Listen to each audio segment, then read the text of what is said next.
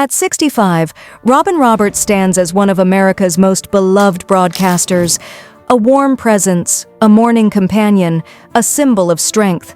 But behind her smile, behind the calm tone that wakes the nation every sunrise, lies a truth far more painful than most people will ever know.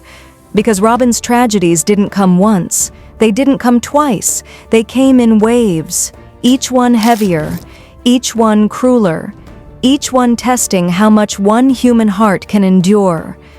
The world saw her smile, the world saw her fight, but the world never truly saw the loneliness, the fear, the grief, and the haunting battles that followed her into the quiet hours of the night.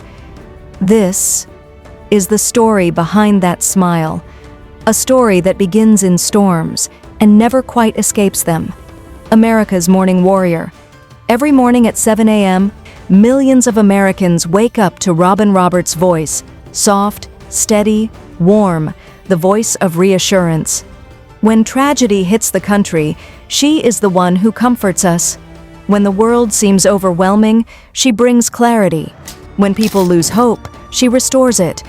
But what if I told you, the woman who gives the world comfort rarely had comfort in her own life? That the woman who brings joy to millions has spent decades battling fear, loss, and heartbreak alone? That her life is not a story of fame, but a story of survival? Robin Roberts did not become a legend because she was lucky. She became a legend because she was broken and rebuilt herself every single time.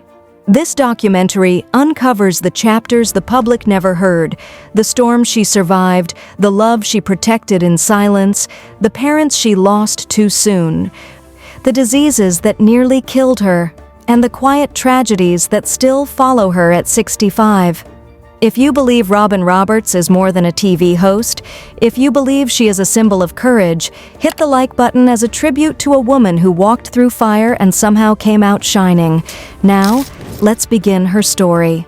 Chapter 1. A childhood built in storms. Robin's earliest memories were not of toys or playgrounds. They were of discipline, duty, and the slow-burning tension of a divided America. Growing up in the Deep South during the late 1960s meant she was surrounded by unspoken fears and invisible lines. Her parents tried to shield her, but the world outside offered no protection.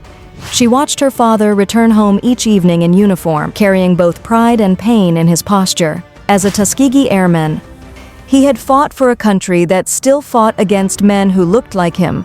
Robin learned early that strength sometimes means staying silent, and dignity sometimes means swallowing hurt.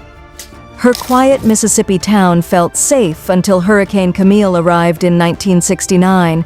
Families stood in flooded streets, staring at homes that no longer existed. Robin watched neighbors cry in disbelief, and for the first time, she understood that life changes without warning. That storm carved two truths into her young heart. The world can break you suddenly, and survival begins long before adulthood. She didn't know it yet, but that childhood training would become her greatest weapon. Chapter 2. A fight to belong. When Robin stepped into her first newsroom, she wasn't welcomed. She was tolerated. People stared. Some whispered. Others doubted she'd last a week. Being a black woman in sports journalism wasn't just unusual, it was considered impossible. Her first salary barely scratched $5 an hour. She lived in apartments so small she could hear her neighbors breathe. Discipline was in her DNA. When producers refused to help her carry equipment, she carried it anyway. When male athletes ignored her questions, she asked again. When viewers wrote letters demanding she be replaced, she read them and worked even harder the next day. She traveled dusty roads covering high school football, slept in cheap motels with flickering lights, and often drove home at midnight praying her old car wouldn't break down on a deserted highway. Those 7 years of rejection, struggle, and loneliness forged her spirit. Every no made her sharper. Every insult made her stronger. And when ESPN finally called in 1990, it wasn't luck. It was victory earned through wounds. Chapter 3. The nation's morning light. By the time Robin arrived at Good Morning America, she was already battle-hardened. But nothing could prepare her for the emotional weight of becoming America's morning companion. She woke up long before the sun. She walked through cold New York streets while the city still slept. She put on makeup to hide exhaustion and smiled for millions who needed her warmth. Behind the glossy cameras was a woman carrying the weight of strangers' stories. When national tragedies occurred, Robin didn't just report them, she absorbed them. She held grieving families in her arms. She fought tears on live television. She listened to pain that would echo inside her long after the show ended. Her co-workers noticed how deeply she felt. After every heartbreaking interview, she would disappear for a moment, closing her eyes, breathing deeply. She understood suffering. She understood fear. She understood resilience. But even as she strengthened America every morning, her own foundation was beginning to crack. Chapter 4. The first blow, breast cancer. Robin never expected illness. She lived healthy, she trained, she ate clean, she felt energetic, until the morning she felt a small lump. Doctors ran tests. The room was quiet when the results came in, and then she heard the sentence that steals breath from the bravest souls. "Robin, it's cancer." Fear washed through her. She thought of her family. She thought of GMA. She thought of death. She looked in the mirror and saw someone who seemed strong, yet suddenly fragile. Treatment was merciless. After her first round of chemotherapy, her hair began to fall out in handfuls. She stood in the shower crying silently as hair covered her hands. She wrapped scarves around her head. She tried to laugh but often cried behind closed doors. On camera, she maintained grace. Off camera, she battled nausea, dizziness, and weakness so intense she had to crawl to the bathroom some nights. She wanted hope for herself and for the millions watching. Her bravery inspired America. But the truth is, bravery is just fear that continues moving. And though she survived cancer, the storm had only just begun. Chapter 5. The battle that nearly killed her. 2012 was supposed to be a year of renewal. Instead, it became the darkest chapter of Robin's life. She noticed bruises appearing without injury. Her energy dropped to near zero. Tests revealed a terrifying truth: MDS, a rare blood disorder that destroys bone marrow from within. Doctors did not sugarcoat it. Without a transplant, she would die. Robin felt her world shrinking. The fear she once carried privately now became a constant shadow. But then came a miracle. Her sister, Sally Ann, was a perfect match. But hope didn't erase the brutality of the process. She had to undergo conditioning, chemotherapy so intense it nearly shut down her body. Her immune system collapsed. Her weight dropped. Her skin dulled. Her body trembled constantly. After the transplant, she entered a 100-day isolation period, a small white room where no one could touch her without layers of protection. She slept alone. She healed alone. And every night she whispered her mother's prayer. She survived, but it came at a cost she would feel emotionally and physically for the rest of her life. Chapter 6. The grief that broke her spirit.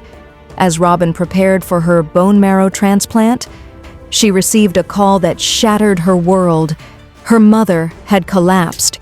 She knew traveling was dangerous. Her immune system was fragile, but she didn't care. She ripped out her IV lines and rushed home. She needed to hold her mother while she still could. When she arrived, her mother was weak, fading, barely breathing.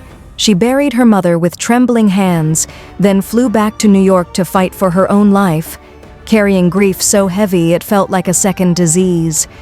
The emotional wound was deeper than any physical pain. She felt orphaned. She felt alone. She felt broken. Her mother's death came at the exact moment she needed comfort the most. And somehow, Robin had to rebuild herself in a hospital bed, mourning and battling for survival at the same time. It was the darkest storm she had ever walked through, and she walked it alone. Chapter 7. A love hidden for a decade. Robin met Amber Lane in 2005. Their connection was instant, quiet, calm, reassuring. But the world wasn't ready for their truth. Media was unforgiving. Networks were cautious. And Robin lived a life under a microscope. So their relationship became a secret. Not out of shame, but out of protection. They lived two lives, one public, polished, and professional. The other private, tender, and real. When Robin battled breast cancer, Amber held her through every moment. She stayed up during sleepless nights. She comforted her through chemo. She whispered strength into her when Robin had none left. But tragedy struck again in 2022. Amber was diagnosed with breast cancer. Robin said something heartbreaking. "I survived my cancer, but watching Amber fight hers, that broke me." The woman who had been Robin's rock was now the one in pain. Their roles reversed, and Robin felt helpless. And in 2023, after 17 years, they married. Chapter 8. The friend she lost too soon. Long before illness nearly took her life, Robin experienced a heartbreak that left a permanent scar on her soul, the death of her colleague and dear friend, Joel Siegel.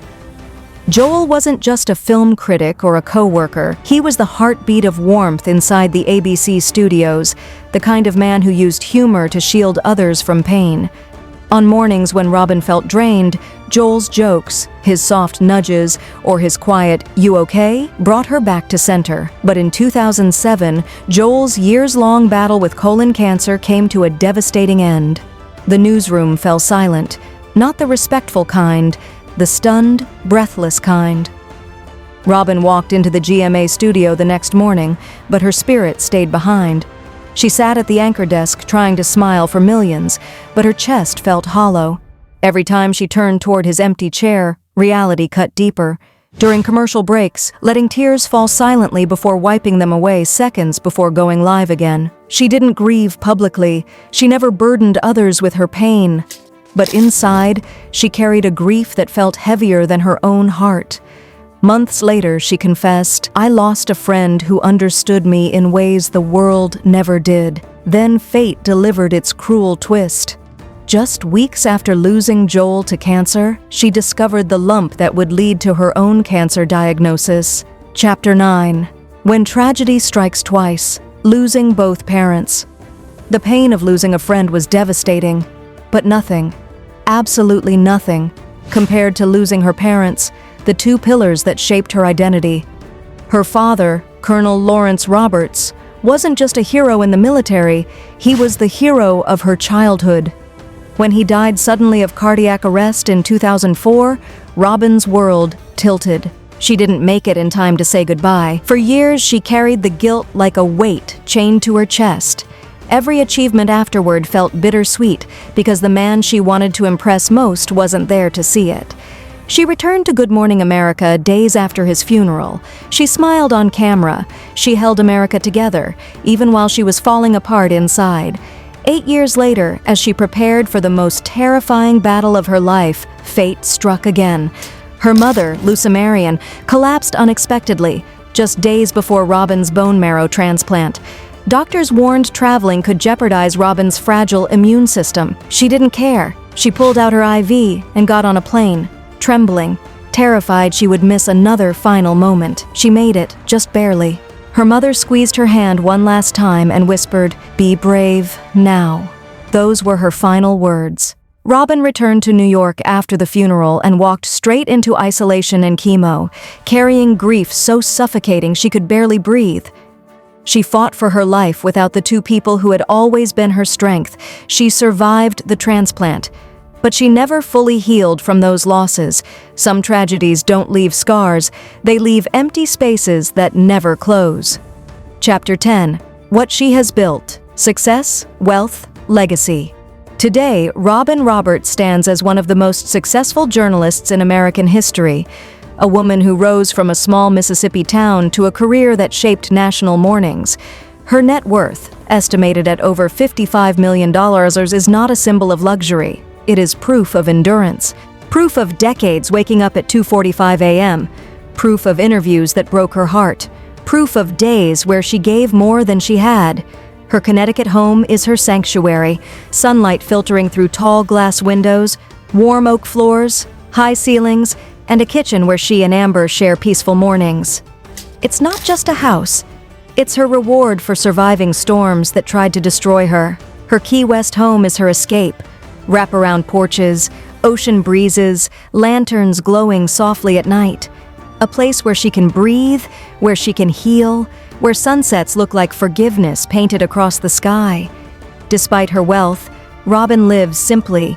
No private jets, no flashy flexes, no red carpet excess. Her true legacy is her impact. She has raised millions for Be the Match. She has inspired hundreds of thousands to join the bone marrow registry. She has donated generously to cancer research, education funds, and families who battle illnesses she understands all too well. Young women of color often say she made them believe they belonged in journalism. Chapter 11. The woman she is today. Now, at 65 years old, Robin stands in a chapter of life she never believed she would reach. She wakes with gratitude, breathes with intention, and lives with gentleness, because she knows every day is borrowed time. Her body still carries the memories of war. Her immune system remains fragile.